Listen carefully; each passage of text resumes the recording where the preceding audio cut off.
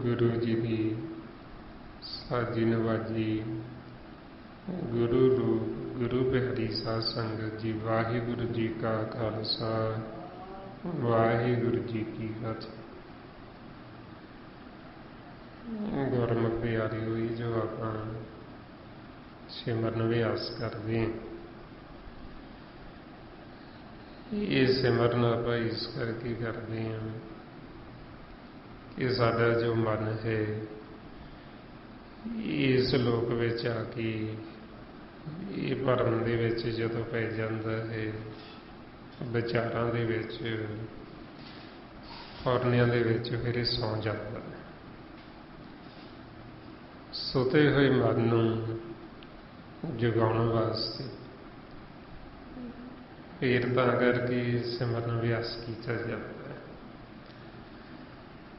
पहला मन नूं सिमरन करके जागत अवस्था च लैके आउणा ताकि ये सुणन की अवस्था च आ जी। फिर जदों ये सुणन की अवस्था च आउंदा फिर इसनूं जो गुरबाणी गुरु सानूं उपदेश दे रहे, परमात्मा नूं मिलाप दा रस्ता दस रहे, फिर इहनूं समझाया जाता है। ते जिन्ना फिर जागत अवस्था च होएगा उन्नी ही इसनूं समझ आएगी। जे हुण मन जागत अवस्था च नहीं आउंदा, जे सुता होया विचारां च, फिर इहनूं समझ नहीं लगती। गुरबाणी गुरु की कह रहे इहनूं समझ ही नहीं लगेगी, पता ही नहीं लगे, क्योंकि सुता पिया।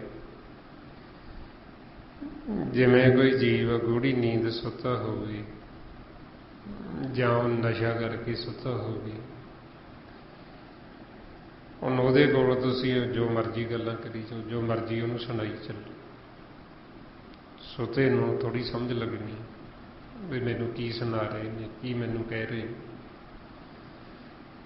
जदों जागेगा फिर उहनूं सुणावांगे ते फिर उहनूं समझ लगी। इसलिए फिर सुते हुए मन नूं जगाउण वास्ते जिवें कोई जीव सुता होवे, गूढ़ी नींद जां नशा करके सुता होवे, उहनूं जगाउणा होवे, आपां की करदे हां? उहनूं जगाउण वास्ते फिर आपां उहनूं झंझोड़दे हां जां उच्ची उच्ची उहनूं आवाज़ां मारदे हां भी उठ। फिर वो आवाज़ नूं सुण के फिर उठदा, फिर जो आपां उहनूं गल कहनी चाहुंदे हां फिर उहनूं समझ लग। सो इसे तरह ही हुण ये मन है जिहड़ा साडा मन सुता है, किवें सुता इन्हां विचारां च, फौरनियां दे विच, त्रै गुणां दे विच, ਫਰਮਾਉਂਦੇ ਤਿਹੀ ਗੁਣੀ ਸੰਸਾਰ ਭਰਮ ਸੁਤ ਸੁਤਿਆਂ ਰਹਿਣ ਵਿਹਣ। ਹੁਣ ਇਹ ਸੁਤੇ ਹੋਏ ਮਨ ਨੂੰ ਜਗਾਉਣ ਵਾਸਤੇ ਫਿਰ ਆਪਾਂ ਉੱਚੀ ਉੱਚੀ ਆਵਾਜ਼ਾਂ ਮਾਰਦੇ, ਜਿਵੇਂ ਕਈ ਜੀਵ ਗਿਆਨੀ ਜਿਨ੍ਹਾਂ ਨੂੰ ਭੇਤ ਨਹੀਂ, ਜਿਨ੍ਹਾਂ ਨੂੰ ਸੋਝੀ ਨਹੀਂ ਹੈ, ਉਹ ਕਹਿਣਗੇ ਦਿਖਾਵਾ ਕਰਦੇ ਨੇ ਬਈ ਇਹ ਸਿਮਰਨ ਉੱਚੀ ਕਰਕੇ ਬੋਲ ਕੇ ਕਿਹਨੂੰ ਸੁਣਾਉਣਾ, ਰੱਬ ਕਿਹੜਾ ਬੋਲਾ ਹੈ, ਬਈ ਜੇ ਕਰਨਾ ਹੀ ਹੈ ਤਾਂ ਚੁੱਪ ਚਪੀਤੇ ਕਰ ਲਓ, ਬੋਲ ਕੇ ਕਰਨ ਦੀ ਕੀ ਲੋੜ, ਦਿਖਾਉਣਾ ਕਿਹਨੂੰ ਬੋਲ ਬੋਲ ਕੇ। ਹੁਣ ਐਸੇ ਜਿਹੜੇ ਜੀਵ ਉਹਨਾਂ ਨੂੰ ਇਹ ਨਹੀਂ ਭੇਤ ਵੀ ਅਸੀਂ ਪਰਮਾਤਮਾ ਨੂੰ ਨਹੀਂ, ਕੋਈ ਪਰਮਾਤਮਾ ਬੋਲਾ ਨਹੀਂ ਹੈ, ਬਈ ਸਾਡਾ ਜਿਹੜਾ ਮਨ ਹੈ ਇਹ ਘੂਕ ਸੁੱਤਾ ਪਿਆ, ਇਹ ਬੋਲਾ ਹੋ ਗਿਆ, ਇਹ ਸੁਣਦਾ ਨਹੀਂ। ਇਸ ਨੂੰ ਸੁਣਾਉਣ ਵਾਸਤੇ ਫਿਰ ਉੱਚੀ ਉੱਚੀ ਬੋਲਣਾ ਪੈਂਦਾ ਤਾਂ ਕਿ ਇਹਦੇ ਤੱਕ ਆਵਾਜ਼ ਪਹੁੰਚੇ ਤੇ ਫਿਰ ਇਹ ਜਾਗੇ ਤੇ ਜਾ ਕੇ ਫਿਰ ਇਹ ਸੁਣੇ ਜੋ ਗੁਰਬਾਣੀ ਗੁਰੂ ਕਹਿ ਰਹੇ। ਇਸ ਵਾਸਤੇ ਫਿਰ ਇਹ ਆਪਾਂ ਮਨ ਨੂੰ ਜਗਾਉਣ ਵਾਸਤੇ ਫਿਰ ਕੂਕਦੇ ਹਾਂ, ਫਿਰ ਉੱਚੀ ਆਵਾਜ਼ਾਂ ਮਾਰਦੇ ਹਾਂ ਵੀ ਤਾਂ ਕਿ ਮਨ ਸੁੱਤਾ ਨਾ ਰਵੇ, ਜਾਗੇ। ਇਸ ਲਈ ਮਹਾਰਾਜ ਸਾਡੇ ਮਨ ਨੂੰ ਸਮਝਾਉਂਦੇ, ਜਾਗ ਸਲੋਨੜੀਏ ਬੋਲੇ ਗੁਰਬਾਣੀ ਰਾਮ। ਬਈ ਮਾਲਕ ਤਾਂ ਬੋਲ ਰਹੇ ਆ ਸਾਡੇ ਅੰਦਰ, ਉਹ ਆਵਾਜ਼ ਦੇ ਰਹੇ ਆ ਪਰ ਸਾਨੂੰ ਸੁਣਦਾ ਨਹੀਂ। ਸਾਨੂੰ ਕਿਉਂ ਨਹੀਂ ਸੁਣਦਾ? ਕਿਉਂਕਿ ਅਸੀਂ ਸੁੱਤੇ ਪਏ। ਸੋ ਇਸ ਵਾਸਤੇ ਫਿਰ ਸੁੱਤੇ ਹੋਏ ਮਨ ਨੂੰ ਜਗਾਉਣ ਲਈ ਆਪਾਂ ਸਿਮਰਨ ਅਭਿਆਸ ਕਰਦੇ ਹਾਂ ਪਹਿਲਾਂ, ਤਾਂ ਕਿ ਇਹ ਜਾਗਤ ਅਵਸਥਾ 'ਚ ਆਵੇ, ਸੁਣਨ ਦੀ ਅਵਸਥਾ 'ਚ ਆ ਜਾਵੇ, ਤੇ ਫਿਰ ਆਪਾਂ ਵਿਚਾਰ ਕਰਦੇ ਗੁਰਬਾਣੀ ਗੁਰੂ ਦੀ, ਤਾਂ ਕਿ ਸਾਡੇ ਮਨ ਨੂੰ ਸਮਝ ਲੱਗ ਸਕੇ। ਇਸ ਲਈ ਫਿਰ ਮਨ ਨੂੰ ਜਗਾਉਣ ਵਾਸਤੇ ਮਹਾਰਾਜ ਕਹਿੰਦੇ ਸਿਮਰ ਸਿਮਰ ਸਿਮਰ ਗੁਰ ਆਪਣਾ ਸੋਇਆ ਮਨ ਜਗਾਈ। ਇਹ ਸਿਮਰਨ ਕਰਕੇ ਸੁੱਤੇ ਹੋਏ ਮਨ ਨੂੰ ਜਗਾਓ। ਸੋ ਹੁਣ ਆਪਾਂ ਜੋ ਇਹ ਸਿਮਰਨ ਕਰਦੇ ਹਾਂ ਸਤਿਗੁਰਾਂ ਦੀ ਮੱਝ ਦੁਆਰਾ ਹੁਣੇ ਆਪਾਂ ਮਨ ਨੂੰ ਜਗਾਉਣ ਦਾ ਯਤਨ ਕਰਦੇ ਹਾਂ। ਆਓ ਹੁਣ ਜੋ ਆਪਾਂ ਪਿਛਲੇ ਕੁਝ ਸਮੇਂ ਤੋਂ ਧੰਨ ਧੰਨ ਸ੍ਰੀ ਗੁਰੂ ਅਰਜਨ ਦੇਵ ਜੀ ਮਹਾਰਾਜ ਜੋ ਆਪਾਂ ਨੂੰ ਸੁਖਮਨੀ ਸਾਹਿਬ ਦੀ ਬਾਣੀ ਵਿੱਚ ਉਪਦੇਸ਼ ਦੇ ਰਹੇ, ਜੋ ਸਾਨੂੰ ਜੀਵਾਂ ਨੂੰ ਸਮਝਾ ਰਹੇ, ਸਤਿਗੁਰਾਂ ਦੀ ਕਿਰਪਾ ਦੁਆਰਾ ਇਹ ਆਪਾਂ ਵਿਚਾਰ ਕਰਦੇ। ਕੱਲ ਆਪਾਂ 17ਵੀਂ ਅਸ਼ਟਪਦੀ ਤੇ ਵਿਚਾਰ ਕਰ ਰਹੇ ਸੀ, 5 ਪਦਿਆਂ ਤੱਕ ਆਪਾਂ ਵਿਚਾਰ ਕੀਤੀ ਸੀ। ਇਸ ਅੱਗੇ 6ਵੇਂ ਪਦੀ ਵਿੱਚ ਜੋ ਸਤਿਗੁਰੂ ਆਪਾਂ ਨੂੰ ਫਰਮਾਨ ਕਰਦੇ, ਬਾਰੰਗਬਾਰ ਬਾਰ ਪ੍ਰਭ ਜਪੀਏ ਪੀ ਅੰਮ੍ਰਿਤ ਇਹੋ ਮਨ ਤਨ ਤ੍ਰਿਪੀਏ। ਹੁਣ ਇਹ ਜੋ ਆਪਾਂ ਸਿਮਰਨ ਕਰਦੇ ਮਹਾਰਾਜ ਕਹਿੰਦੇ ਬਾਰ ਬਾਰ ਜਪੋ, ਬਾਰ ਬਾਰ ਸਿਮਰਨ ਕਰੋ। ਜਦੋਂ ਅਸੀਂ ਇਹ ਵਾਰ ਵਾਰ ਜਪਾਂਗੇ, ਉਚਾਰਨ ਕਰਾਂਗੇ, ਸਾਡਾ ਮਨ ਹੈ ਜਿਹੜਾ ਮਨ ਸੁੱਤਾ ਹੋਇਆ ਜਾਗ ਪਏਗਾ, ਵਿਚਾਰਾਂ ਤੋਂ ਫੁਰਨਿਆਂ ਤੋਂ ਰਹਿਤ ਹੋ ਜਾਏਗਾ। ਇਸ ਲਈ ਮਹਾਰਾਜ ਕਹਿੰਦੇ ਵੀ ਜਪੋ, ਉਚਾਰਨ ਕਰੋ, ਸਿਮਰਨ ਕਰੋ। ਰਮਾਉਂਦੇ ਉਚਰੋ ਰਾਮ ਨਾਮ ਲੱਖ ਵਾਰੀ, ਵੀ ਲੱਖਾਂ ਵਾਰ ਵੀ ਜਪੋ, ਉਚਾਰਨ ਕਰੋ, ਬੋਲੋ। ਹੁਣ ਜਦੋਂ ਅਸੀਂ ਫਿਰ ਲਗਾਤਾਰ ਸਿਮਰਨ ਕਰਾਂਗੇ, ਵਾਰ-ਵਾਰ ਅਸੀਂ ਜਪਾਂਗੇ, ਫਿਰ ਇਹਦੇ ਨਾਲ ਸਾਡੇ ਜਦੋਂ ਵਿਚਾਰ ਫੁਰਨੇ ਰੁਕ ਜਾਂਦੇ, ਸਾਡਾ ਮਨ ਸਹਿਜ ਵਿੱਚ ਆ ਜਾਂਦਾ। ਸਹਿਜ ਵਿੱਚ ਜਦੋਂ ਇਹ ਆਏਗਾ ਫਿਰ ਸਾਨੂੰ ਕੀ ਹੋਏਗਾ? ਫਿਰ ਸਾਨੂੰ ਸਾਡੇ ਮਨ ਦੀ ਜਿਹੜੀ ਖੁਰਾਕ ਹੈ ਉਹ ਸਾਨੂੰ ਅੰਮ੍ਰਿਤ ਆਏਗਾ। ਆਪਣਾ ਜਿਹੜਾ ਇਹ ਮੌਕੇ ਮੁੱਖ ਮਿੱਠਾ ਹੋਣਾ ਸ਼ੁਰੂ ਹੋ ਜਾਏਗਾ, ਆਪਾਂ ਨੂੰ ਅੰਦਰੋਂ ਅੰਮ੍ਰਿਤ ਰਸ ਹੋਣਾ ਲੱਗ ਜੇ। ਫਿਰ ਉਹ ਅੰਮ੍ਰਿਤ ਰਸ ਸਾਡੀ ਮਨ ਦੀ ਖੁਰਾਕ ਹੈ, ਤੇ ਜਿਹੜਾ ਫਿਰ ਪੀਣ ਦੇ ਨਾਲ ਸਾਡਾ ਮਨ ਹੈ ਜਿਹੜਾ ਉਹ ਮਨ ਦੀ ਤ੍ਰਿਪਤੀ ਹੋ ਜਾਂਦੀ, ਮਨ ਸਾਡਾ ਰੁਕ ਜਾਂਦਾ। ਮਹਾਰਾਜ ਇਸ ਲਈ ਕਹਿੰਦੇ ਪੀ ਅੰਮ੍ਰਿਤ ਇਹੋ ਮਨ ਤਨ ਤ੍ਰਪੀਏ, ਵੀ ਜਿਹੜਾ ਸਾਡਾ ਮਨ ਫਿਰ ਪਹਿਲਾਂ ਇਹ ਰੱਜਦਾ ਨਹੀਂ, ਇਹਨੂੰ ਸਬਰ ਨਹੀਂ ਆਉਂਦਾ, ਸੰਤੋਖ ਨਹੀਂ ਆਉਂਦਾ, ਭੱਜਾ ਫਿਰਦਾ ਵਿਚਾਰਾਂ 'ਚ, ਫਿਰ ਇਹ ਰੁਕ ਜਾਏਗਾ। ਜਦੋਂ ਇਹਨੂੰ ਅੰਮ੍ਰਿਤ ਆਉਣ ਲੱਗ ਗਿਆ ਫਿਰ ਇਹਦੀ ਤ੍ਰਿਪਤੀ ਹੋ ਜਾਂਦੀ, ਫਿਰ ਇਹ ਰੁਕ ਜਾਂਦਾ, ਸਹਿਜ ਵਿੱਚ ਆਪਣੇ ਘਰ ਬੈਠ ਜਾਂਦਾ ਹੈ। ਇਸ ਲਈ ਕਹਿੰਦੇ ਵੀ ਸਾਡਾ ਮਨ ਵੀ ਤੇ ਮਨ ਦਾ ਤਨ ਹੈ ਜਿਹੜਾ ਉਹ ਤਨ ਵੀ ਸ਼ਾਂਤ ਹੋ ਜਾਂਦਾ ਹੈ। ਫਿਰ ਜਦੋਂ ਸਾਨੂੰ ਇਹ ਅੰਮ੍ਰਿਤ ਆਉਂਦਾ ਹੈ ਮੁੱਖ ਦੇ ਵਿੱਚ, ਉਦੋਂ ਕਹਿੰਦੇ ਇਹ ਵੱਡੇ ਭਾਗਾਂ ਵਾਲੇ ਨੇ, ਇਹ ਵਡਭਾਗੀ, ਇਹਨਾਂ ਨੇ ਸਿਮਰਨ ਕੀਤਾ, ਬਾਰ-ਬਾਰ ਇਹਨਾਂ ਨੇ ਮਾਲਕ ਨੂੰ ਜਪਿਆ, ਤੇ ਉਹਦੇ ਬਦਲੇ ਫਿਰ ਇਹਨਾਂ ਨੂੰ ਫਲ ਕੀ ਮਿਲਿਆ? ਮਾਲਕ ਨੇ ਕਿਰਪਾ ਕੀਤੀ, ਫਿਰ ਇਹਨਾਂ ਦਾ ਮੁੱਖ ਸੀ ਜਿਹੜਾ ਉਹ ਮਿੱਠਾ ਕਰਨਾ ਸ਼ੁਰੂ ਕਰ ਦਿੱਤਾ। ਰਮਾਉਂਦੇ ਸਹਿਜ ਆਨੰਦ ਹੋਆ ਵਡਭਾਗੀ, ਮਨ ਹਰ ਹਰ ਮੀਠਾ ਲਾਇਆ, ਜਨ ਕਹੇ ਨਾਨਕ ਲਾ ਪਹਿਲੀ, ਆਰੰਭ ਕਾਜ ਰਚਾਇਆ। ਜਦੋਂ ਇਹ ਆਪਸ ਸਿਮਰਨ ਕਰਦੇ ਆਪਣਾ ਮੁੱਖ ਮਿੱਠਾ ਹੋਣ ਲੱਗ ਜਾਂਦਾ, ਉਦੋਂ ਆਪਣੀ ਪਹਿਲੀ ਲਾਮ ਜਿਹੜੀ ਹੈ ਆਰੰਭ ਹੋ ਜਾਂਦੀ, ਸਾਡਾ ਕਾਰਜ ਆਰੰਭ ਹੋ ਜਾਂਦਾ। ਸਾਡਾ ਕਾਰਜ ਕੀ ਹੈ? ਜਿਹੜਾ ਇਹ ਭਗਤੀ ਕਰਨਾ, ਪਰਮਾਤਮਾ ਵਾਹਿਗੁਰੂ ਦੇ ਨਾਲ ਮਿਲਾਪ ਕਰਨਾ, ਇਹ ਸਾਡਾ ਸਾਰਿਆਂ ਦਾ ਕਾਰਜ, ਇਹ ਸਾਡਾ ਸਾਰਿਆਂ ਦਾ ਕਰਮ ਹੈ। ਤੇ ਇਹ ਜਦੋਂ ਕਾਰਜ ਦੇ ਉੱਤੇ ਅਸੀਂ ਚੱਲਦੇ ਹਾਂ, ਸਾਡਾ ਕਾਰਜ ਆਰੰਭ ਹੁੰਦਾ, ਫਿਰ ਆਰੰਭਤਾ ਦੇ ਵਿੱਚ ਹੀ ਮਾਲਕ ਸਾਡਾ ਮੁੱਖ ਹੈ ਜਿਹੜਾ ਮਿੱਠਾ ਕਰਨਾ ਸ਼ੁਰੂ ਕਰ, ਸਾਨੂੰ ਅੰਮ੍ਰਿਤ ਆਉਣਾ ਸ਼ੁਰੂ ਹੋ ਜਾਂਦਾ। ਜਿਵੇਂ ਆਪਾਂ ਸੰਸਾਰ 'ਚ ਦੇਖਦੇ ਬਈ ਕੋਈ ਜੀਵ ਕੋਈ ਕਾਰਜ ਆਰੰਭ ਕਰਦੇ,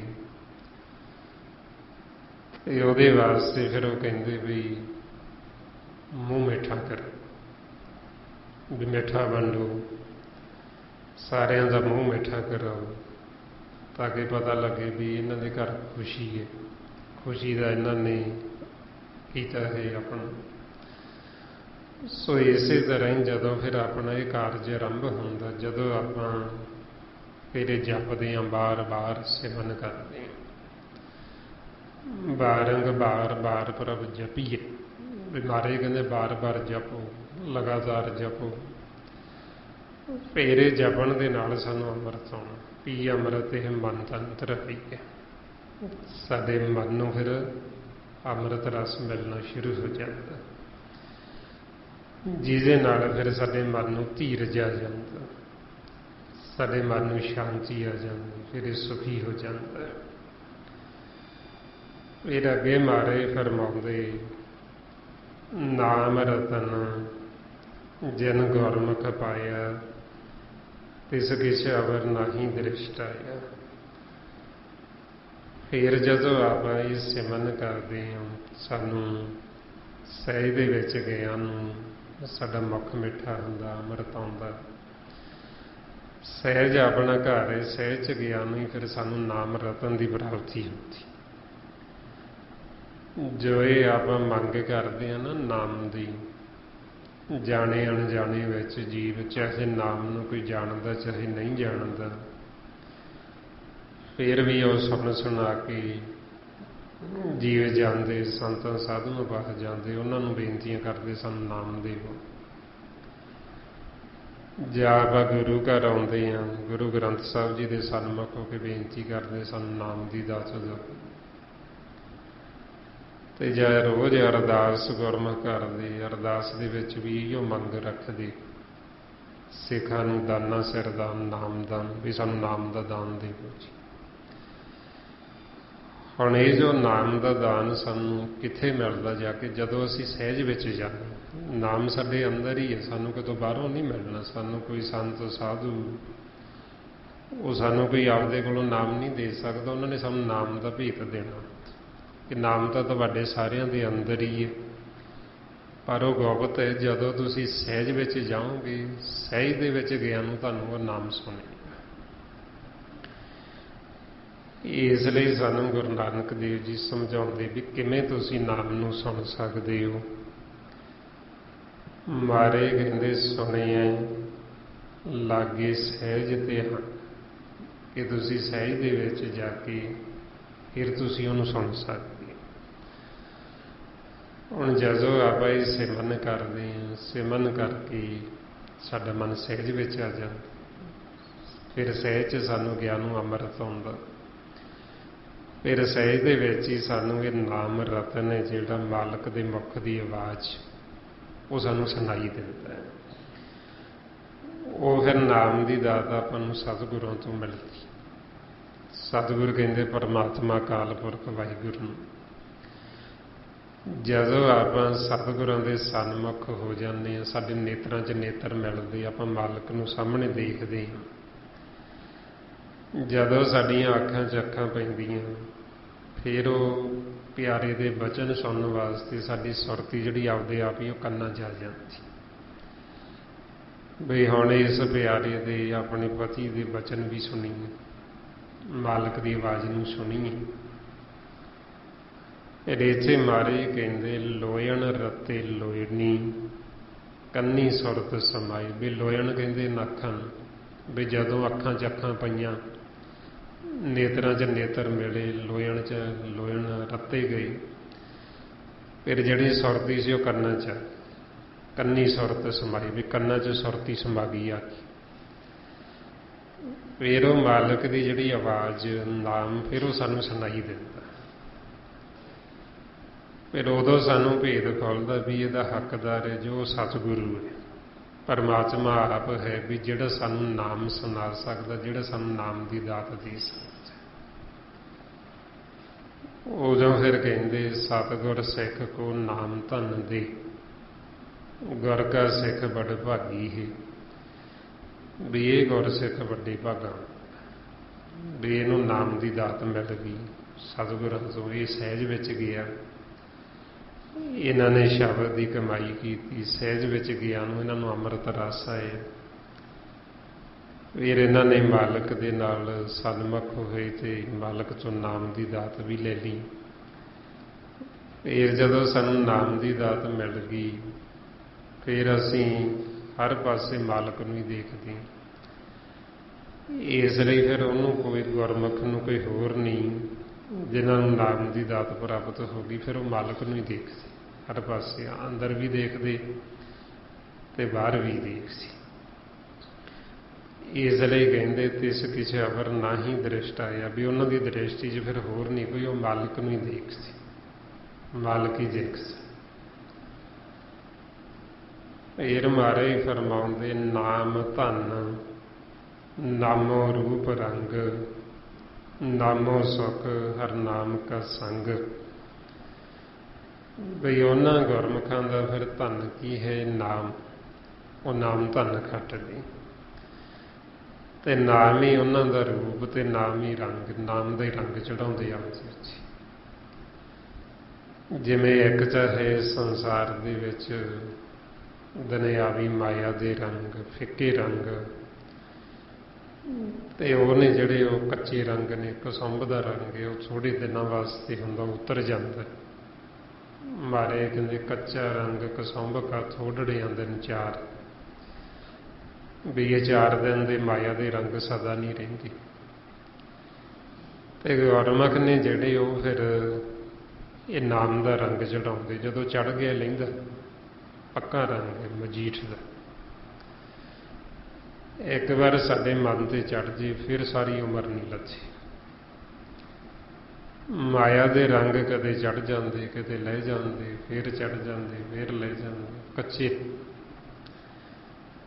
ਤੇ ਇਸ ਵਾਸਤੇ ਫਿਰ ਗੁਰਮੁਖਾਂ ਨੇ ਜਿਹੜਾ ਉਹ ਨਾਮ ਦਾ ਰੰਗ ਚੜਾਇਆ ਮਨ ਦੇ ਵਿੱਚ, ਜਿਸ ਨੂੰ ਮਹਾਰਾਜ ਕਹਿੰਦੇ ਇਹ ਮਨ ਸੁੰਦਰ ਆਪਣਾ ਹਰ ਨਾਮ ਮਜੀਠੇ ਰੰਗ ਰਹੀ। ਇਹ ਮਨ ਨੂੰ ਸੁੰਦਰ ਬਣਾਉਣ ਵਾਸਤੇ ਨਾਮ ਦਾ ਰੰਗ ਚੜਾਓ। ਤੇ ਜਦੋਂ ਗੁਰਮੁਖਾਂ ਨੇ ਉਹ ਨਾਮ ਨੂੰ ਸੁਣਿਆ, ਸੁਣ ਕੇ ਉਹ ਨਾਮ ਦਾ ਰੰਗ ਜਦੋਂ ਸਾਡੇ ਮਨ ਤੇ ਚੜ ਜਾਂਦਾ, ਸਾਡਾ ਮਨ ਸੋਹਣਾ ਹੋ ਜਾਂਦਾ, ਸੁੰਦਰ ਹੋ ਜਾਂਦਾ।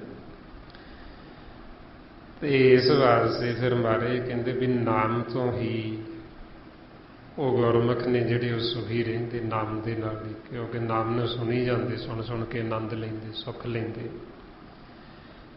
ਤੇ ਨਾਮ ਦਾ ਹੀ ਉਹ ਸੰਗ ਕਰਦੇ। ਵੀ ਉਹ ਜਦੋਂ ਫਿਰ ਸੰਗ ਕਿਵੇਂ ਹੁੰਦਾ ਵੀ ਜਦੋਂ ਅਸੀਂ ਸੁਣਦੇ ਹਾਂ ਨਾਮ ਨੂੰ, ਸਮਝ ਲਓ ਅਸੀਂ ਨਾਮ ਦੇ ਸੰਗੀ ਬਣ ਗਏ। ਜਦੋਂ ਅਸੀਂ ਸੰਸਾਰ ਦੀਆਂ ਮਾਇਆ ਦੀਆਂ ਵਿਚਾਰਾਂ ਸੁਣਦੇ ਉਦੋਂ ਅਸੀਂ ਮਾਇਆ ਦੇ ਸੰਗੀ ਹੁੰਦੇ ਹਾਂ, ਕਾਲ ਦੇ ਸੰਗੀ ਹੁੰਦੇ ਹਾਂ। ਇਹ ਮਾਇਆ ਦਾ ਸੰਗ ਸਾਡੇ ਮਨ ਤੇ ਮੈਲ ਚੜਾਉਂਦਾ ਤੇ ਨਾਮ ਦਾ ਸੰਗ ਸਾਡੇ ਮਨ ਤੋਂ ਮੈਲ ਲਾ ਦਿੰਦਾ। ਇਹ ਅੰਤਰ ਹੈ, ਫਰਕ। ਇਸ ਵਾਸਤੇ ਫਿਰ ਆਪਾਂ ਨੂੰ ਗੁਰੂ ਨਾਨਕ ਦੇਵ ਜੀ ਵੀ ਸਮਝਾਉਂਦੇ ਵੀ ਜੋ ਸਾਡੀ ਮੱਤ ਮਲੀਨ ਹੋ ਗਈ, ਜੋ ਸਾਡਾ ਮਨ ਮੈਲਾ ਹੋ ਗਿਆ, ਜਿਹੜੀ ਇਹਦੇ ਤੇ ਮੈਲ ਚੜੀ ਜਨਮਾਂ ਜਮੰਤਰਾਂ ਦੀ, ਹੁਣ ਇਹ ਮੈਲ ਕਿਵੇਂ ਲੈਂਦੀ? ਜਦੋਂ ਅਸੀਂ ਨਾਮ ਦਾ ਸੰਗ ਕਰਦੇ, ਜਦੋਂ ਅਸੀਂ ਅੰਦਰੋਂ ਨਾਮ ਨੂੰ ਸੁਣਦੇ, ਮਾਲਕ ਬੋਲਦੇ ਹੈ, ਆਪ ਸੁਣੀ ਜਾਣਾ ਧਿਆਨ ਦੇ ਨਾਲ। ਜਦੋਂ ਸੁਣੀ ਜਾਂਦੇ ਉਹ ਸਾਡੇ ਮਨ ਦੀ ਮੈਲ ਉਤਰੀ ਜਾਂਦੀ ਸੁਣ ਕੇ। ਉਹ ਫਿਰ ਆਪਾਂ ਨੂੰ ਗੁਰੂ ਨਾਨਕ ਦੇਵ ਜੀ ਉਦਾਹਰਨ ਦੇ ਕੇ ਸਮਝਾਉਂਦੇ ਕੱਪੜੇ ਦੀ, ਬਈ ਜਿਵੇਂ ਸੰਸਾਰ ਦੇ ਵਿੱਚ ਆਪਾਂ ਚੱਲਦੇ ਹਾਂ, ਕੱਪੜਾ ਪਹਿਨਦੇ ਹਾਂ, ਕੱਪੜਾ ਮੈਲਾ ਹੋ ਜਾਂਦਾ, ਇਹ ਤਨ ਸਰੀਰ ਇਹ ਮੈਲਾ ਹੋ ਜਾਂਦਾ, ਇਹਨੂੰ ਮੈਲ ਲੱਗ ਜਾਂਦੀ। ਇਹ ਆਪਾਂ ਕੀ ਕਰਦੇ, ਆਪਾਂ ਪਾਣੀ ਤੇ ਸਾਬਣ ਨਾਲ ਧੋ ਲੈਂਦੇ, ਕੱਪੜਾ ਜਿਹੜਾ ਕੱਪੜਾ ਧੋਤਾ ਜਾਂਦਾ, ਇਹ ਤਨ ਸਰੀਰ ਧੋਤਾ ਜਾਂਦਾ। ਪਰ ਜਿਹੜਾ ਮਨ ਤੇ ਮੈਲ ਲੱਗੀ ਉਹ ਪਾਣੀ ਤੇ ਸਾਬਣ ਨਾਲ ਨਹੀਂ ਲੈਂਦੀ। ਮਨ ਦੀ ਮੈਲ ਹੈ ਜਿਹੜੀ ਉਹ ਪਾਣੀ 'ਚ ਅਸੀਂ ਕਿਤੇ ਮਰਜ਼ੀ ਇਸ਼ਨਾਨ ਕਰ ਲਈਏ, ਪਾਣੀ ਨਾਲ ਨਹੀਂ ਲੈਣੀ। ਕਿੰਨਾ ਅਸੀਂ ਵਧੀਆ ਸਾਬਣ ਲਾ ਲਈਏ, ਸਾਬਣ ਨਾਲ ਨਹੀਂ ਮਨ ਦੀ ਮੈਲ ਲੈਣੀ। ਉਹ ਕਿਵੇਂ ਲੈਂਦੀ? ਫਿਰ ਜਦੋਂ ਅਸੀਂ ਸੰਗ ਕਰਦੇ ਨਾਮ ਦਾ, ਜਦੋਂ ਅਸੀਂ ਅੰਦਰੋਂ ਅਨਹਦ ਸ਼ਬਦਾਂ ਨੂੰ ਸੁਣਦੇ ਹਾਂ, ਫਿਰ ਉਹ ਸਾਡੇ ਮਨ ਤੋਂ ਮੈਲ ਲੈਂਦੀ ਹੈ। ਇਸ ਲਈ ਮਹਾਰਾਜ ਫਰਮਾਉਂਦੇ ਭਰੀਏ ਹੱਥ ਪੈਰ ਤਨ ਦੇ ਪਾਣੀ ਧੋਤੇ ਉਤਰ ਸਕੇ, ਮੂਤ ਭਲੀਤੀ ਕੱਪੜ ਹੋਈ ਦੇ ਸਾਬੁਨ ਲਈਏ ਉਹ ਧੋਈ, ਭਰੀਏ ਮਤ ਪਾਪਾਂ ਕੇ ਸੰਗ ਉਹ ਧੋਪੇ ਨਾਮੇ ਕੇ ਰੰਗ।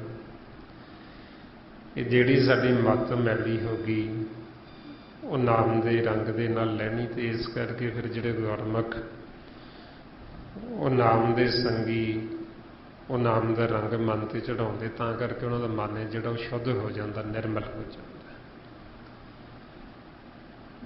ਇਹ ਮਹਾਰਾਜ ਫਰਮਾਉਂਦੇ ਨਾਮ ਰਸ ਜੋ ਜਨ ਤ੍ਰਿਪਤਾਨੇ, ਮਨ ਤਨ ਨਾਮੇ ਨਾਮ ਸਮਾਨੇ।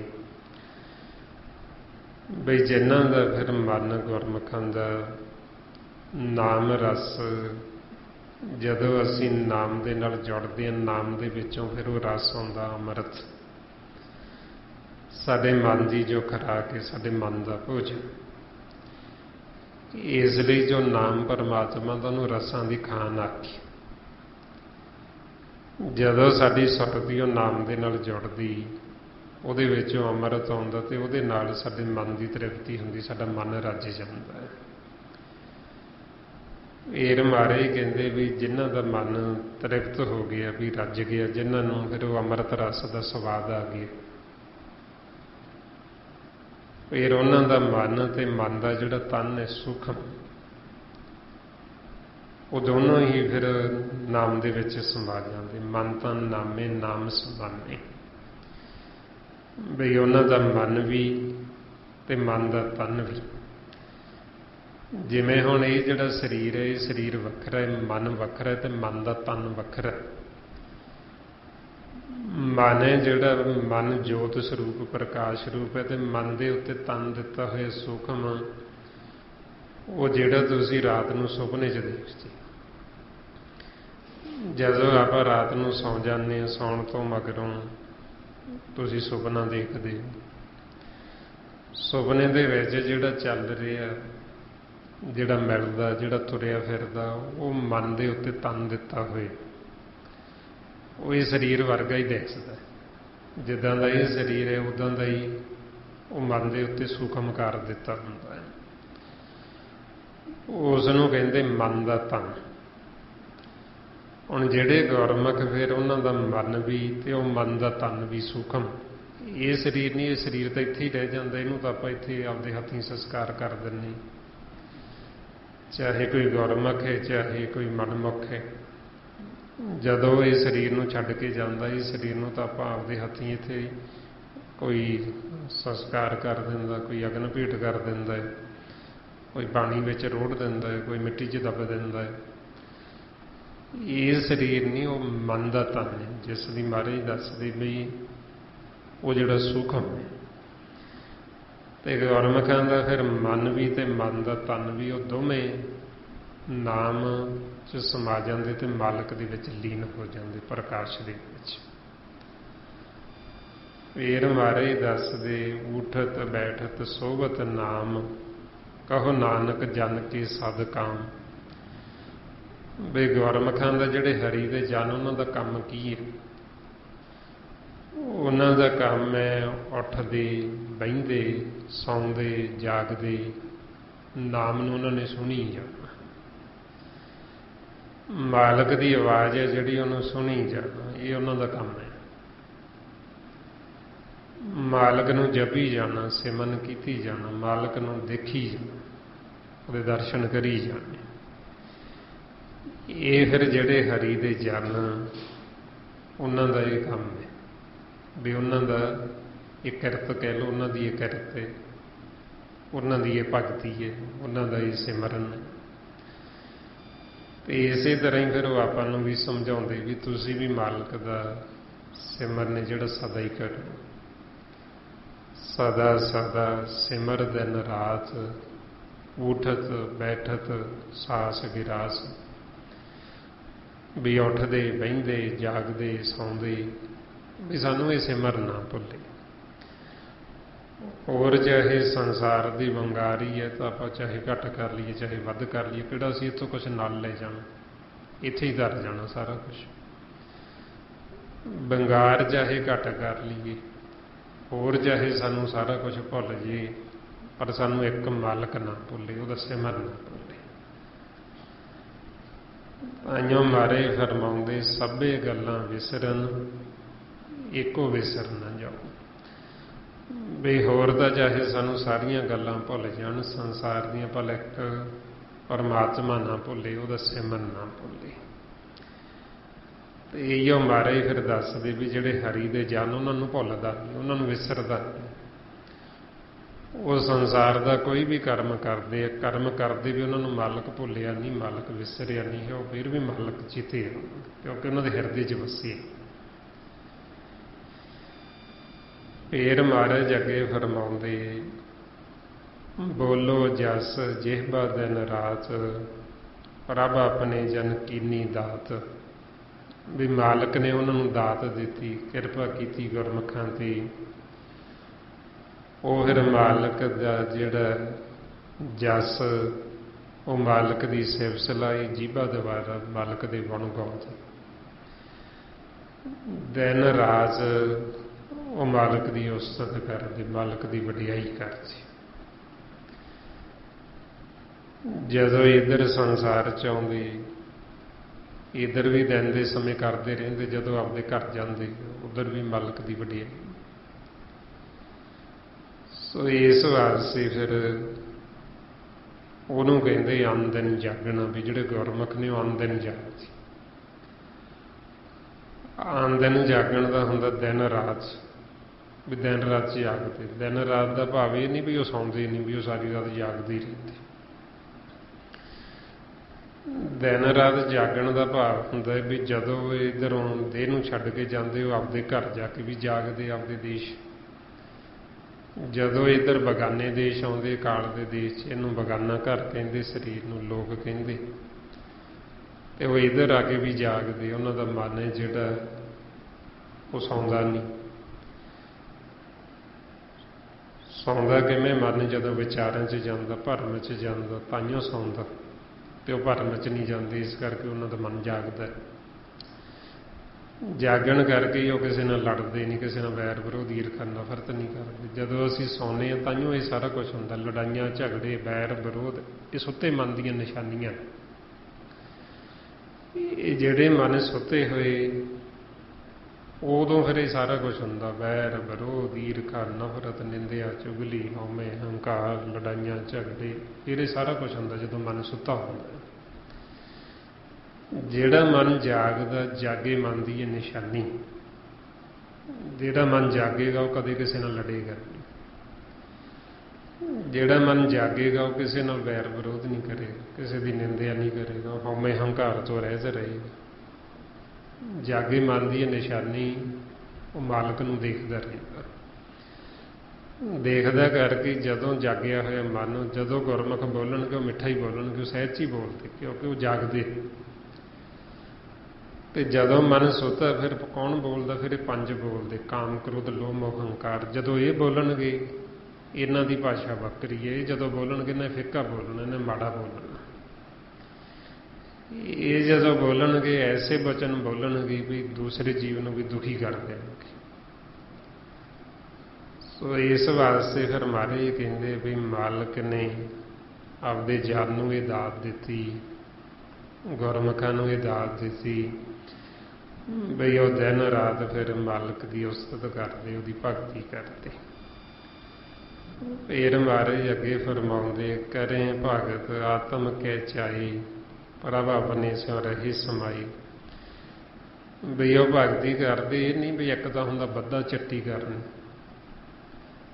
ਬੱਧਾ ਚੱਟੀ ਹੁੰਦਾ ਵੀ ਸਾਡਾ ਜੀਅ ਨਹੀਂ ਕਰਦਾ ਫਿਰ ਵੀ ਕਰਦੇ ਹਾਂ ਜੀ, ਚਲੋ, ਉਹਨੂੰ ਕਹਿੰਦੇ ਬੱਧਾ ਚੱਟੀ। ਤੇ ਗੁਰਮੁਖ ਨੇ ਜਿਹੜੇ, ਉਹਨਾਂ ਨੂੰ ਕੋਈ ਬੱਧਾ ਚੱਟੀ ਨਾ, ਮਨ 'ਚ ਚਾਹ ਹੈ, ਚਾਹ ਦੁਆਰਾ ਕਰਦੇ ਨੇ। ਉਹਨਾਂ ਦੇ ਮਨ 'ਚ ਚਾਹ ਹੈ ਵੀ ਅਸੀਂ ਮਾਲਕ ਦੱਸੇ ਮਨ ਕਰਨਾ, ਮਾਲਕ ਦੇ ਗੁਣ ਗਾਉਣੇ। ਵੀ ਚਾਹ ਕਰਕੇ ਹੀ ਤਾਂ ਫਿਰ ਤਾਈਓ ਅੱਗੇ ਹੋਰਾਂ ਨੂੰ ਵੀ ਦੱਸਦੇ ਵੀ ਉਹਨਾਂ ਦੇ ਮਨ 'ਚ ਇੰਨਾ ਚਾਹ ਹੈ ਵੀ ਉਹ ਹੋਰਾਂ ਨੂੰ ਵੀ ਕਹਿੰਦੇ ਤੁਸੀਂ ਵੀ ਸਿਮਰਨ ਕਰੋ, ਤੁਸੀਂ ਵੀ ਸਤਸੰਗਤ ਕਰੋ। ਇਸ ਕਰਕੇ ਫਿਰ ਉਹ ਕੋਈ ਬੱਧਾ ਚੱਟੀ ਨਹੀਂ ਕਰਦੇ। ਜਿਵੇਂ ਇੱਕ ਤਾਂ ਹੁੰਦਾ ਵੀ ਸੰਸਾਰ 'ਚ ਜਿਵੇਂ ਆਪਾਂ ਦੇਖਦੇ ਹਾਂ ਵੀ ਜੀਵ ਆਪਦਾ ਕਰਮ ਬਣਾ ਲੇ, ਵੀ ਉਹਦਾ ਕਰਮ ਹੈ ਜਿਵੇਂ ਬਣਾਇਆ ਹੋਇਆ ਵੀ ਮੇਰੀ ਡਿਊਟੀ ਹੈ ਜੀ, ਮੈਂ ਕਰਨੀ ਹੈ। ਵੀ ਚਾਹੇ ਉਹ ਮਨ ਨਹੀਂ ਕਰਦਾ ਫਿਰ ਵੀ ਦੁਖੀ ਹੋ ਕੇ ਕਰਦਾ,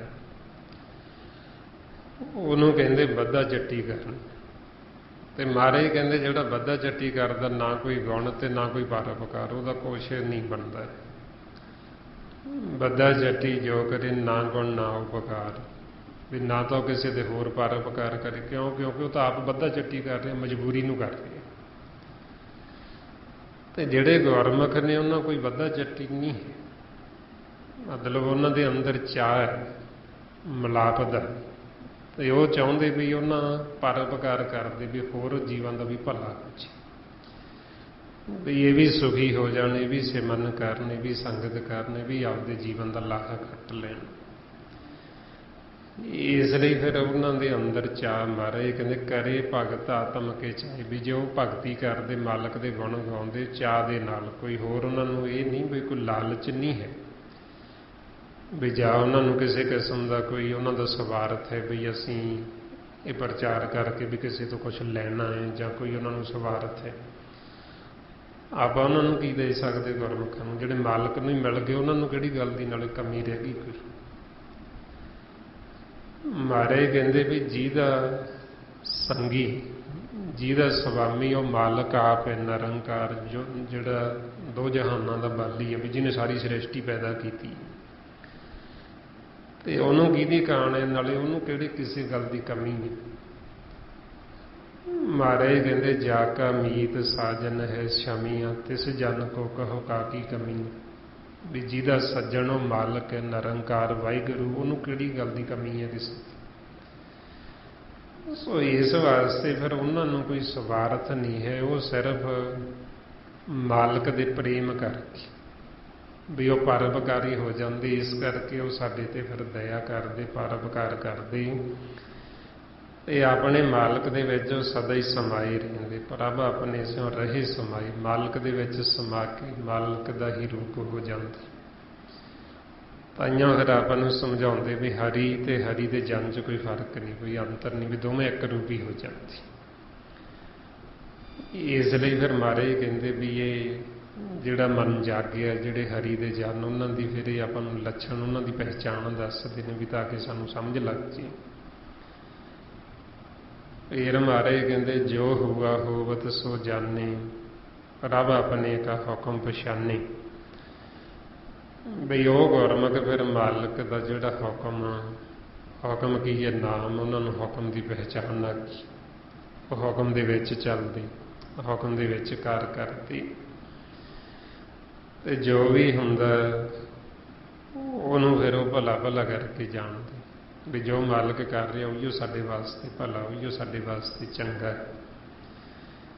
ਇਸ ਲਈ ਮਾਲਕ ਦਾ ਕੀਤਾ ਹੋਇਆ ਉਹਨਾਂ ਨੂੰ ਉਹਦਾ ਭਾਣਾ ਜਿਹੜਾ ਉਹ ਮਿੱਠਾ ਲੱਗਦਾ। ਤੇਰਾ ਕੀ ਆ ਮੀਠਾ ਲਾਗੇ, ਹਰ ਨਾਮ ਪਦਾਰਥ ਨਾਨਕ ਮੰਗੇ। ਬਈ ਉਹਨਾਂ ਦਾ ਮਨ ਹੈ ਜਿਹੜਾ ਰੋਸ ਨਹੀਂ ਕਰਦਾ। ਇਹ ਨਹੀਂ ਵੀ ਜਿਵੇਂ ਸੰਸਾਰ ਦੇ ਵਿੱਚ ਤਾਂ ਜੀਵ ਛੋਟੀ ਛੋਟੀ ਗੱਲ ਤੇ ਰੋਸ ਕਰ ਲੈਂਦਾ। ਬਈ ਆਮ ਜੀਵ ਜਿਵੇਂ ਕਹਿੰਦੇ ਵੀ ਆਏ, ਕਿਉਂਕਿ ਆਪਦੇ ਜਾਣੇ ਤਾਂ ਜੀਵ ਜਦੋਂ ਆਪਦੀ ਮੱਤ ਵਰਤਦਾ ਉਹ ਬੜਾ ਸਿਆਣਾ, ਬੜਾ ਚਤਰ ਬੁੱਧੀ ਵਾਲਾ ਸਮਝਦਾ ਆਪਦੇ ਆਪ ਨੂੰ। ਤੇ ਜਿਵੇਂ ਆਪ ਸਿਮਰਨ ਕਰਦੇ ਹਾਂ, ਸੰਗਤ ਕਰਦੇ ਹਾਂ, ਜੇ ਮੰਨ ਲਓ ਸਰੀਰ ਹੈ, ਸਰੀਰ ਨੂੰ ਕੋਈ ਤੰਗੀ ਆ ਗਈ, ਕੋਈ ਕਸ਼ਟ ਆ ਗਿਆ, ਕੋਈ ਬਿਮਾਰੀ ਲੱਗ ਗਈ ਜਾਂ ਕੋਈ ਹੋਰ, ਤੇ ਉਹ ਜੀਵ ਕਹਿੰਦਾ ਵੀ ਤੁਹਾਨੂੰ ਕਾਹਤੋਂ ਇੱਦਾਂ ਹੋ ਗਏ, ਤੁਸੀਂ ਤਾਂ ਇੰਨਾ ਸਿਮਰਨ ਕਰ ਰਹੇ, ਤੁਸੀਂ ਤਾਂ ਗੁਰੂ ਘਰ ਜਾਂਦੇ ਹੋ, ਤੁਸੀਂ ਤਾਂ ਸੇਵਾ ਕਰਦੇ ਹੋ। ਹੁਣ ਆਪਦੇ ਜਾਣੇ ਤੋਂ ਬੜੀ ਸਿਆਣੀ ਗੱਲ ਕਰਦਾ ਤੇ ਆਪਦੇ ਆਪ ਨੂੰ ਬੜਾ ਸਿਆਣਾ ਸਮਝਦਾ ਵੀ ਮੈਂ ਬੜਾ ਸਿਆਣਾ, ਮੈਂ ਬੜੀ ਚੰਗੀ ਗੱਲ ਕੀਤੀ, ਸ਼ਾਇਦ ਮੈਂ ਬੜੀ ਵਧੀਆ ਗੱਲ ਕੀਤੀ। ਹੁਣ ਉਹਨੂੰ ਇਹ ਨਹੀਂ ਪਤਾ ਵੀ ਇਹ ਤੋਂ ਸਾਡੀ ਮੂਰਖਤਾ ਝਲਕਦੀ ਵੀ ਐਸਾ ਜਿਹੜਾ ਜੀਵ, ਉਹਨੂੰ ਬਿਲਕੁਲ ਵੀ ਗੁਰਬਾਣੀ ਦਾ ਗਿਆਨ ਨਹੀਂ, ਬਿਲਕੁਲ ਵੀ ਉਹਨੇ ਸੰਗਤ ਨਹੀਂ ਕੀਤੀ, ਉਹਨੂੰ ਇਸ ਮਾਰਗ ਦਾ ਪਤਾ ਹੀ ਨਹੀਂ ਬਈ ਇਹ ਜਿਹੜਾ ਸਿਮਰਨ ਆਪਾਂ ਕਰਦੇ ਹਾਂ ਉਹ ਇਸ ਕਰਕੇ ਨਹੀਂ ਕਰਦੇ ਬਈ ਸਾਡੇ ਸਰੀਰ ਨੂੰ ਕੋਈ ਤੰਗੀ ਨਾ ਆਵੇ ਜਾਂ ਸਾਨੂੰ ਕੋਈ ਕਸ਼ਟ ਨਾ ਆਵੇ। ਤਾਂ ਮਨ ਦੀ ਅਵਸਥਾ, ਕਸ਼ਟ ਤਾਂ ਉਹਨਾਂ ਦੇ ਸਰੀਰਾਂ ਨੂੰ ਜਿਨ੍ਹਾਂ ਦੀ ਗੁਰਬਾਣੀ ਆ, ਗੁਰੂ ਅਰਜਨ ਦੇਵ ਜੀ ਦੀ ਬਾਣੀ ਆਪਾਂ ਜਿਹਦੀ ਵਿਚਾਰ ਕਰਦੇ ਹਾਂ, ਉਹਨਾਂ ਦੇ ਤਨ ਤੇ ਕਿੰਨੇ ਕਸ਼ਟ ਹੈ। ਸੋ ਇਸ ਵਾਸਤੇ ਜਿਹੜੀ ਕਹਾਣੀ ਉਹ ਇਸ ਸਰੀਰ ਦੀ ਨਹੀਂ, ਸਾਰੀ ਮਨ ਦੀ ਚੱਲਦੀ ਹੈ ਤੇ ਮਨ ਦੇ ਤਨ ਦੀ ਚੱਲਦੀ ਹੈ। ਇਸ ਵਾਸਤੇ ਫਿਰ ਜਦੋਂ ਆਪਾਂ ਇਹ ਸਿਮਰਨ ਕਰਦੇ ਹਾਂ, ਅਸੀਂ ਹੁਕਮ ਦੀ ਪਹਿਚਾਣ ਕਰ ਲੈਂਦੇ ਹਾਂ, ਫਿਰ ਮਾਲਕ ਜੋ ਕਰਦਾ ਉਹਦਾ ਕੀਤਾ ਹੋਇਆ ਸਾਨੂੰ ਚੰਗਾ ਲੱਗਦਾ। ਬਈ ਜੇ ਸਾਡੇ ਸਰੀਰ ਨੂੰ ਕੋਈ ਰੋਗ ਵੀ ਲੱਗ ਗਿਆ ਤੇ ਗੁਰਮੁਖ ਤਾਂ ਵੀ ਭਾਣੇ 'ਚ ਵੀ ਇਹ ਵੀ ਤੇਰੀ ਦਾਤ ਹੈ, ਵੀ ਇਹਦੇ 'ਚ ਵੀ ਸਾਡਾ ਕੋਈ ਭਲਾ ਹੀ ਹੋਣਾ, ਜੋ ਇਹ ਤੂੰ ਸਾਨੂੰ ਲਾਇਆ।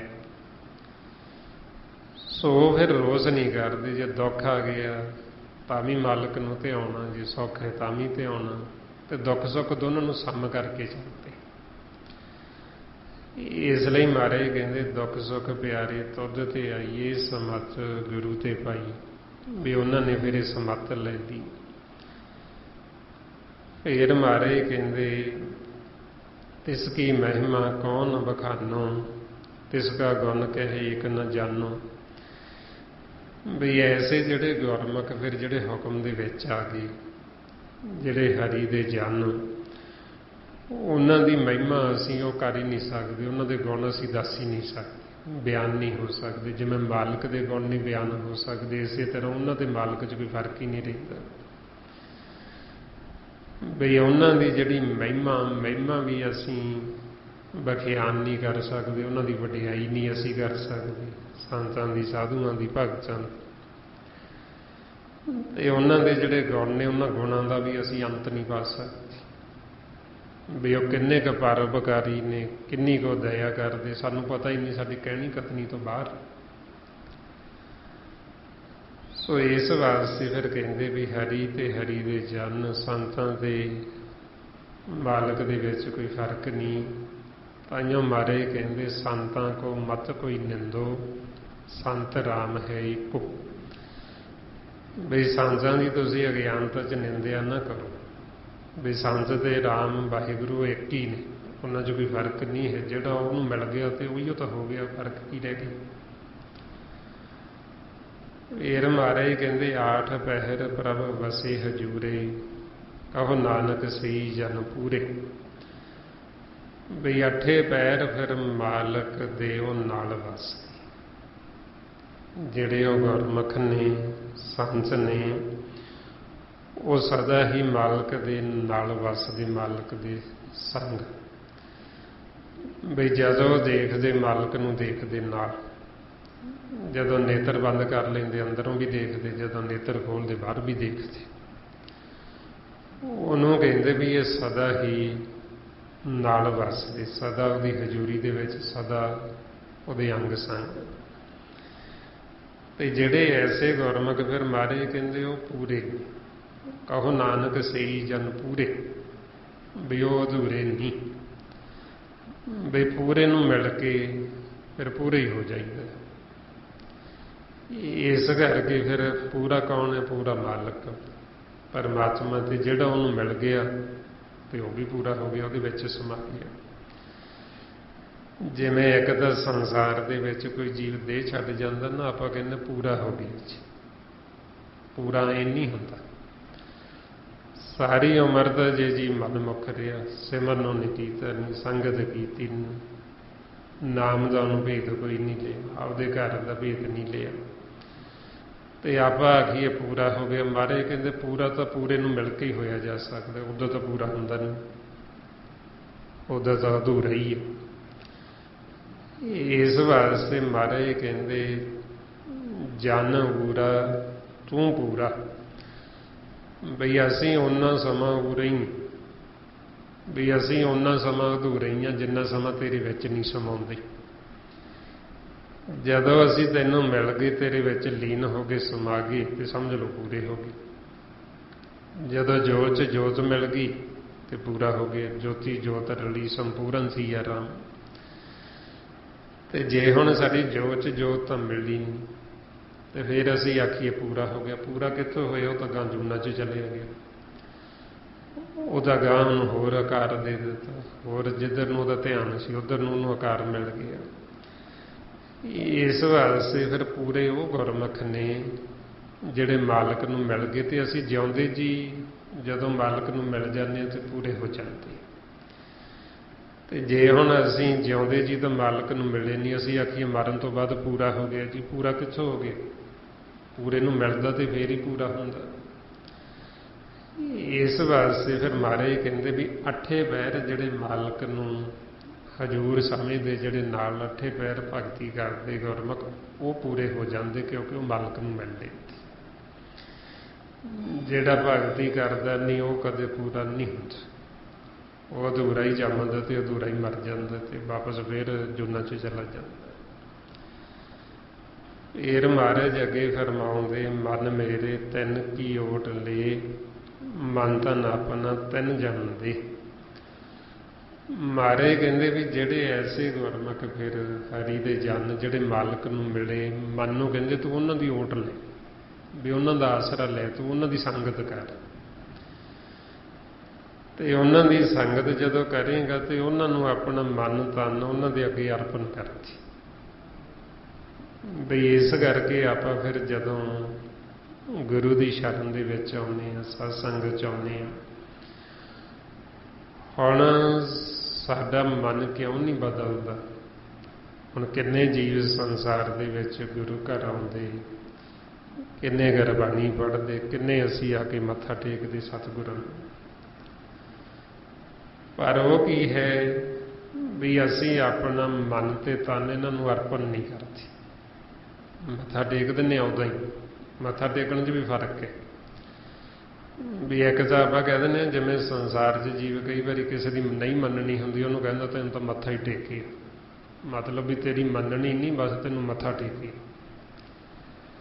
ਸੋ ਇਸੇ ਤਰ੍ਹਾਂ ਹੀ ਫਿਰ ਜਦੋਂ ਆਪਾਂ ਗੁਰੂ ਦੀ ਸ਼ਰਨ ਚ ਆਉਂਦੇ ਹਾਂ ਜਾਂ ਅਸੀਂ ਸੰਤਾਂ ਸਾਧੂਆਂ ਦਾ ਸੰਗ ਕਰਦੇ ਹਾਂ, ਉਹਨਾਂ ਨੂੰ ਫਿਰ ਅਸੀਂ ਆਪਣਾ ਮਨ ਤੇ ਮਨ ਦਾ ਜਿਹੜਾ ਤਨ ਉਹ ਸੌਂਪਣਾ ਹੁੰਦਾ ਵੀ ਅਸੀਂ ਆਪਸ ਸਮਰਪਣ ਕਰਨਾ ਹੁੰਦਾ। ਆਪਦੀ ਮੱਤ ਹੈ ਜਿਹੜੀ ਆਪਦੀ ਸਿਆਣਪ ਉਹ ਛੱਡਣੀ ਹੁੰਦੀ ਹੈ। ਜੇ ਅਸੀਂ ਆਪਦੀ ਮੱਤ ਆਪਦੀ ਸਿਆਣਪ ਛੱਡਦੇ ਨਹੀਂ ਤਾਂ ਕਰਕੇ ਫਿਰ ਸਾਡੇ ਅੰਦਰ ਕੋਈ ਬਦਲਾਅ ਨਹੀਂ ਆਉਂਦਾ, ਤਾਂਹੀਓ ਸਾਡੇ ਤੇ ਕਿਰਪਾ ਨਹੀਂ ਹੁੰਦੀ। ਸਾਡਾ ਜਿਹੜਾ ਮਨ ਹੈ ਉਹ ਸਹਿਜ ਦੇ ਵਿੱਚ ਨਹੀਂ ਜਾਂਦਾ, ਸਾਨੂੰ ਆਪਦੇ ਘਰ ਦਾ ਭੇਤ ਨਹੀਂ ਆਉਂਦਾ, ਸਾਨੂੰ ਨਾਮ ਦਾ ਭੇਤ ਨਹੀਂ ਆਉਂਦਾ, ਸਾਨੂੰ ਨਿਜ ਮਹਿਲ ਦਸਵੇਂ ਦਵਾਰ ਦਾ ਨਹੀਂ ਪਤਾ ਲੱਗਦਾ, ਕਿਉਂਕਿ ਉਹ ਪਤਾ ਫੇਰ ਲੱਗਣਾ ਜਦੋਂ ਅਸੀਂ ਆਪਾਂ ਸਮਰਪਣ ਕਰਾਂਗੇ। ਜਦ ਤੱਕ ਆਪਾਂ ਸਮਰਪਣ ਨਹੀਂ ਕਰਦੇ ਸਾਨੂੰ ਭੇਤ ਨਹੀਂ ਆਉਂਦਾ, ਸਾਨੂੰ ਸਮਝ ਨਹੀਂ ਲੱਗਦੀ। ਇਸ ਲਈ ਫਿਰ ਸਾਨੂੰ ਕਹਿੰਦੇ ਵੀ ਐਸੇ ਗੁਰਮੁਖਾਂ ਦਾ ਓਟ, ਉਹਨਾਂ ਦਾ ਆਸਰਾ ਲਓ, ਉਹਨਾਂ ਦੀ ਸੰਗਤ ਕਰੋ ਤੇ ਉਹਨਾਂ ਨੂੰ ਫਿਰ ਆਪਾਂ ਸਮਰਪਣ ਕਰਦੇ ਹੋ। ਫਿਰ ਮਹਾਰਾਜ ਫਰਮਾਉਂਦੇ, ਜਨ ਜਨ ਆਪਣਾ ਪ੍ਰਭੂ ਪਛਾਤਾ, ਸੋ ਜਨ ਸਰਬ ਥੋਕ ਕਰ ਦਾਤਾ। ਵੀ ਜਿਹੜੇ ਜਨ ਨੇ ਪ੍ਰਭੂ ਪਰਮਾਤਮਾ ਦੀ ਪਹਿਚਾਣ ਕਰ ਲਈ, ਜਿਹੜਾ ਮਾਲਕ ਨੂੰ ਮਿਲ ਪਿਆ, ਵੀ ਉਹ ਜਿਹੜਾ ਜਨ ਉਹ ਫਿਰ ਸਰਬ ਥੋਕ ਦਾ ਦਾਤਾ, ਵੀ ਮਾਲਕ ਉਹਨੂੰ ਖਜ਼ਾਨਾ ਸੌਂਪ ਦਿੰਦਾ ਹੈ। ਵੀ ਜੋ ਮਾਲਕ ਪਰਮਾਤਮਾ ਨਿਰੰਕਾਰ ਵਾਹਿਗੁਰੂ ਉਹ ਸਾਨੂੰ ਸਾਰੀਆਂ ਦਾਤਾਂ ਦੇਣ ਵਾਲਾ, ਫਿਰ ਉਹ ਸਾਨੂੰ ਖਜ਼ਾਨਾ ਮਾਲਕ ਦਾ, ਫਿਰ ਉਹ ਜਿਹੜਾ ਹਰੀ ਦਾ ਜਨ ਉਹਨੂੰ ਸੌਂਪ ਦਿੰਦਾ ਵੀ ਹੁਣ ਤੁਸੀਂ ਵਰਤਾਈ ਚੱਲੋ, ਜਿਹਨੂੰ ਮਰਜ਼ੀ ਵਰਤਾ ਦੇਣਾ। ਇਸ ਵਾਸਤੇ ਫਿਰ ਉਹ ਲੰਗਰ ਲਾ ਦਿੰਦੇ ਸ਼ਬਦ ਸਾਨੂੰ ਸਮਝਾਉਣ ਵਾਸਤੇ, ਭੇਦ ਦੇਣ ਵਾਸਤੇ। ਫਿਰ ਉਹ ਖਜ਼ਾਨਾ ਖੋਲ੍ਹ ਦਿੰਦੇ, ਸ਼ਬਦ ਦਾ ਲੰਗਰ ਲਾ ਦਿੰਦੇ ਵੀ ਜਿਹਦੀ ਤੋਟ ਨਹੀਂ ਆਉਂਦੀ। ਮਹਾਰਾਜ ਕਹਿੰਦੇ ਲੰਗਰ ਚੱਲੇ ਗੁਰ ਸ਼ਬਦ ਹਰ, ਤੋਟ ਨਾ ਆਵੀ ਖਟੀਏ। ਵੀ ਉਹ ਸ਼ਬਦ ਦਾ ਲੰਗਰ ਲਾ ਦਿੰਦੇ ਵੀ ਜਿਹਦੀ ਤੋਟ ਨਹੀਂ ਆਉਂਦੀ, ਵਰਤਾਈ ਜਾਂਦੀ। ਜਿੰਨਾ ਵਰਤਾਈ ਜਾਂਦੇ ਓਨਾ ਹੀ ਵੱਧਦਾ ਜਾਂਦਾ। ਖਾਵੋ ਖਰਚੋ ਰਲ ਮਿਲ ਭਾਈ, ਤੋਟ ਨਾ ਆਵੇ ਵੱਧ ਹੋ ਜਾਏ, ਕਿਉਂਕਿ ਖਜ਼ਾਨਾ ਮਾਲਕ ਦਾ, ਵਰਤਾਉਣਾ ਗੁਰਮੁਖਾਂ ਨੇ।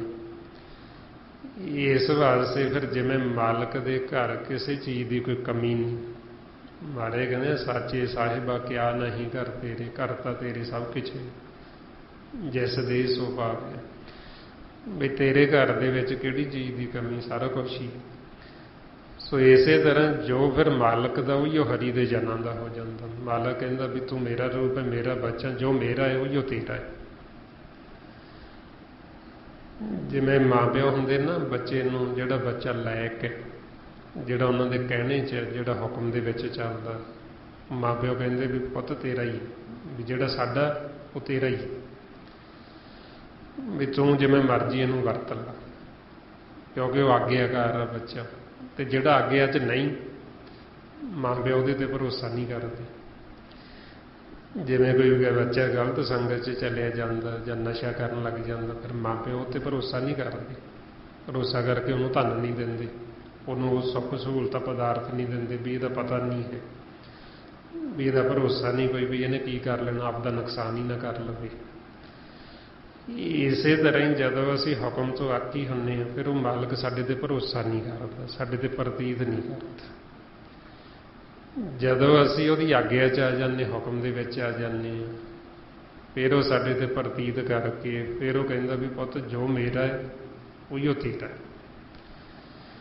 ਤੇ ਇਸ ਵਾਸਤੇ ਫਿਰ ਮਹਾਰਾਜ ਕਹਿੰਦੇ ਸੋ ਜਨ ਸਰਬ ਥੋਕ ਕਾ ਦਾਤਾ, ਵੀ ਉਹ ਜਿਵੇਂ ਮਾਲਕ ਦਾਤਾ ਹੈ, ਇਸੇ ਤਰ੍ਹਾਂ ਗੁਰਮੁਖ ਉਹਨੂੰ ਵੀ ਦਾਤਾ ਕਹਿ ਦਿੱਤਾ। ਵੀ ਉਹਦੇ ਵੱਸ ਵੀ ਸਾਰਾ ਕੁਝ, ਮਾਲਕ ਨੇ ਜਦੋਂ ਸਾਰਾ ਕੁਝ ਹੀ ਉਹਨੂੰ ਸੌਂਪ ਦਿੱਤਾ, ਫਿਰ ਅਸੀਂ ਜੋ ਇੱਛਾ ਕਰਕੇ ਉਹ ਗੁਰਮੁਖ ਕੋਲ ਜਾਵਾਂਗੇ, ਉਹ ਇੱਛਾ ਸਾਡੇ ਮਨ ਦੀ ਪੂਰੀ ਹੋ ਜਾਣੀ। ਜੋ ਅਸੀਂ ਮਨ ਵਿੱਚ ਇੱਛਾ ਧਾਰ ਕੇ ਗੁਰਮੁਖਾਂ ਦਾ, ਸੰਤਾਂ ਸਾਧੂਆਂ ਦਾ ਸੰਗ ਕਰਦੇ ਹਾਂ, ਉਹ ਸਾਡੀ ਇੱਛਾ ਫਿਰ ਉਹ ਦੇਖ ਕੇ ਸਾਡੇ ਮਨ ਦੀ ਭਾਵਨਾ ਉਸੇ ਮੁਤਾਬਕ ਉਹ ਸਾਡੀ ਪੂਰੀ ਕਰ ਦਿੰਦੇ।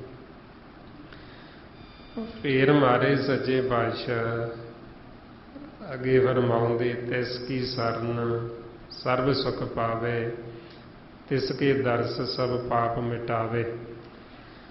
ਵੀ ਐਸੇ ਗੁਰਮੁਖ ਜਿਹੜੇ ਸੰਤ ਸਾਧੂ ਜਨ ਹਰੀ ਦੇ ਜਨ, ਉਹਨਾਂ ਦੀ ਸ਼ਰਨ ਦੇ ਵਿੱਚ ਗਿਆ ਨੂੰ ਸਾਨੂੰ ਸਾਰੇ ਸੁੱਖ ਪ੍ਰਾਪਤ ਹੁੰਦੇ, ਸਾਨੂੰ ਮਨ ਦਾ ਸੁੱਖ ਮਿਲਦਾ ਹੈ। ਫੇਰ ਮਾਰੇ ਕਹਿੰਦੇ ਐਸੇ ਗੁਰਮੁਖਾਂ ਦੇ ਦਰਸ਼ਨ ਕਰਨ ਦੇ ਨਾਲ ਹੀ ਸਾਡੇ ਪਾਪ ਨੇ ਜਿਹੜੇ ਉਹ ਪਾਪ ਖੰਡਨ ਹੋ ਜਾਂਦੇ। ਇਹ ਮਾਲਕ ਨੇ ਵਡਿਆਈ ਦਿੱਤੀ ਗੁਰਮੁਖਾਂ ਨੂੰ, ਵੀ ਜਿਹੜੇ ਗੁਰਮੁਖ ਮਾਲਕ ਨੂੰ ਮਿਲ ਗਏ, ਜਿਹੜੇ ਨਾਮ 'ਚ ਸਮਾ ਗਏ। ਸੰਸਾਰ 'ਚ ਜੀਵ ਕਿੱਡਾ ਵੀ ਵੱਡਾ ਪਾਪੀ, ਸਾਰੀ ਉਮਰ ਉਹਨੇ ਸਿਮਰਨ ਨਹੀਂ ਕੀਤਾ, ਭਗਤੀ ਨਹੀਂ ਕੀਤੀ, ਕੋਈ ਚੰਗਾ ਕੰਮ ਨਹੀਂ ਕੀਤਾ, ਐਸਾ ਜੀਵ ਮਨਮੁਖ ਜਿਹੜਾ ਉਹਦਾ ਅੰਤ ਸਮਾਂ ਆ ਗਿਆ, ਮੰਨ ਲਓ ਵੀ ਉਹ ਮਰਨ ਕਿਨਾਰੇ ਪਏ, ਤੇ ਐਸੇ ਗੁਰਮੁਖ ਉਦੋਂ ਚਲੇ ਜਾਣ ਉਹਦੇ ਕੋਲ, ਉਹਨਾਂ ਦੇ ਉਹ ਦਰਸ਼ਨ ਕਰ ਲਵੇ ਤੇ ਉਹਦੇ ਸਾਰੇ ਪਾਪ ਖੰਡਨ ਹੋ ਜਾਂਦੇ। ਮਾਲਕ ਨੇ ਆਪਦੇ ਜਨਾਂ ਨੂੰ ਇੰਨੀ ਵਡਿਆਈ ਦਿੱਤੀ ਹੈ ਵੀ ਉਹਨਾਂ ਦੇ ਦਰਸ਼ਨ ਕਰਨ ਦੇ ਨਾਲ ਹੀ ਸਾਡੇ ਪਾਪ ਖੰਡਨ ਹੋ ਜਾਂਦੇ। ਇਸ ਲਈ ਮਹਾਰਾਜ ਕਹਿੰਦੇ ਜੋ ਮਿਲਿਆ ਹਰ ਦੀਵਾਨ ਸਿਉ ਸਭਨੀ ਦੀਵਾਨੀ ਮਿਲਿਆ, ਜਿਥੇ ਉਹ ਜਾਏ ਤਿੱਥੇ ਉਹ ਸੁਰਗ ਪ੍ਰਭੂ ਉਸਕੇ ਮੂੰਹ ਡਿੱਠੇ ਸਾ ਪਾਪੀ ਤਰਿਆ, ਉਸ ਅੰਤਰ ਨਾਮ ਨਿਧਾਨ ਹੈ ਨਾਮੋਂ ਪਰ ਵਰਿਆ। ਬਈ ਇਹ ਵਡਿਆਈ ਹੈ ਨਾਮ ਦੀ, ਵੀ ਉਹਨਾਂ ਦੇ ਦਰਸ਼ਨ ਕਰਨ ਦੇ ਨਾਲ ਹੀ ਗੁਰਮੁਖਾਂ ਦੇ ਪਾਪੀਆਂ ਦੇ ਪਾਪ ਖੰਡਨ ਹੋ ਜਾਂਦੇ। ਇਸ ਵਾਸਤੇ ਫਿਰ ਮਹਾਰਾਜ ਕਹਿੰਦੇ ਵੀ ਇਹ ਜਿਹੜੇ ਗੁਰਮੁਖ ਉਹਨਾਂ ਨੂੰ ਮਾਲਕ ਨੇ ਵਡਿਆਈਆਂ ਦਿੱਤੀਆਂ ਨੇ। ਫੇਰ ਮਹਾਰਾਜ ਕਹਿੰਦੇ ਅਵਰ ਸਿਆਣਪ ਸਗਲੀ ਛਾੜ ਤਿਸ ਜਨ ਕੀ ਤੂੰ ਸੇਵਾ ਲਾਗ। ਮਨ ਨੂੰ ਕਹਿੰਦੇ ਹੋਰ ਆਪਦੀਆਂ ਸਿਆਣਪਾਂ ਛੱਡ ਕੇ, ਆਪਦੀਆਂ ਚਤਰਾਈਆਂ ਛੱਡ ਕੇ ਤੂੰ ਉਹ ਜਾਨਾਂ ਦੀ ਸੇਵਾ ਤੇ ਲੱਗ ਜਾ।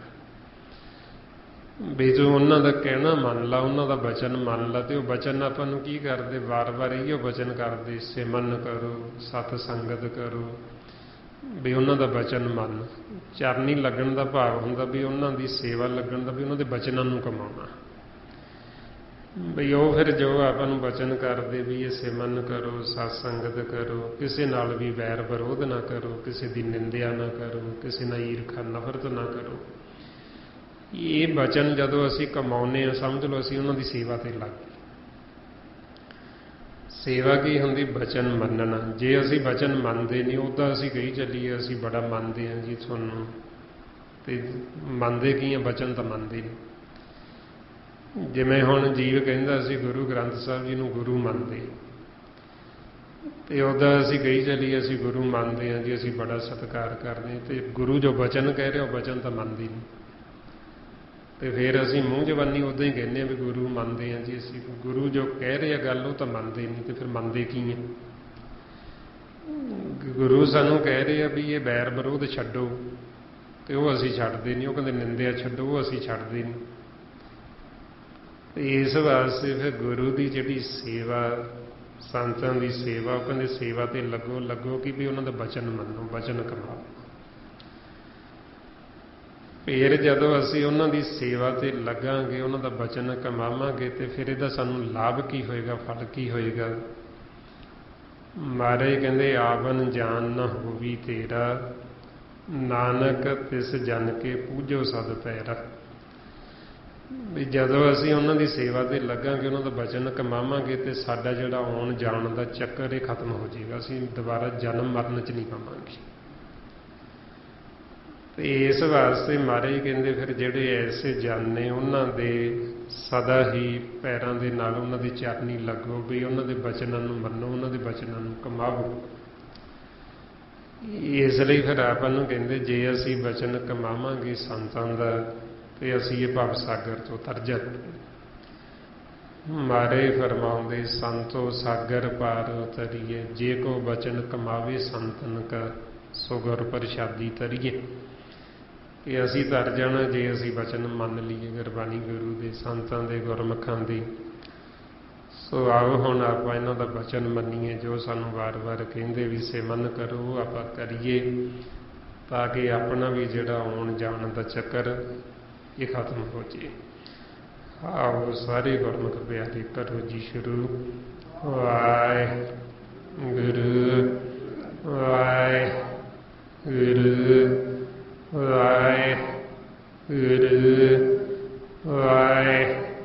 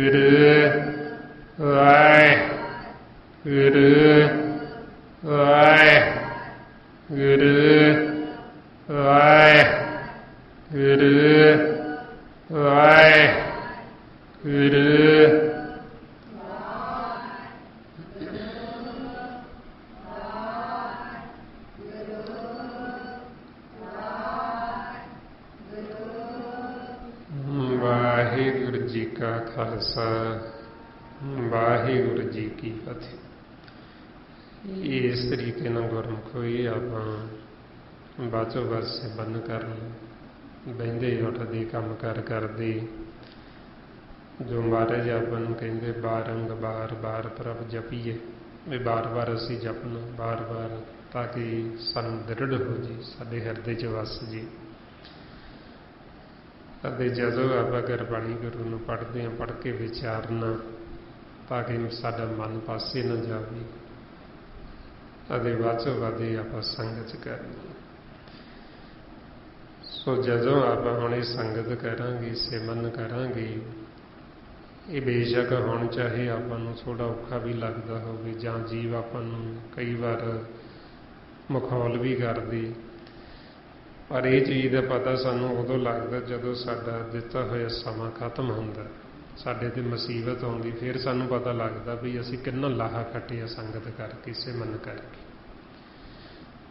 ते जिहड़े जीव नहीं सिमरन करते नहीं संगत करते उन्हां नूं फिर पता लगता भी असीं की खोया क्योंकि जदों फिर जमां दी मार पैंदी फिर उन्हां नूं पता लगता भी असीं बड़ा वड्डा धोखा खाधा भी जिहड़ा असीं संसार दे विच जिहड़ी चीज़ इकट्ठी करते रहे उहने साथ नहीं दिता ते जिहड़ा इकट्ठा करना सी नाम धन उहदा भेद नहीं लिया सो इस वास्ते हुण मालिक ने अपने ते बहुत वड्डी किरपा की है जिहड़ा ये आपां नूं सिमरन की दात बख्शी है जिहड़ी आपां नूं सत संगत बख्शी है बहुत मालिक की वड्डी किरपा है अपने ते सो इस वास्ते किरपा बनी रहे आपां वध तों वध संगत करते रहना ये जो सारा भेद गुरबाणी गुरु द्वारा आपां नूं दिता महापुरखां ने भाई साहब भाई सेवा सिंह जी धर्माला सो इन्नियां बेनतियां इन्ने विचार करते हुए जे कोई ऐसा शब्द बोलिया गया होवे संगत अते सतगुरु बख्शण योग ने बख्श लेना जी। वाहिगुरु जी का खालसा वाहिगुरु जी की फतेह। वाहिगुरु वाहिगुरु वाहिगुरु वाहिगुरु गिर गिर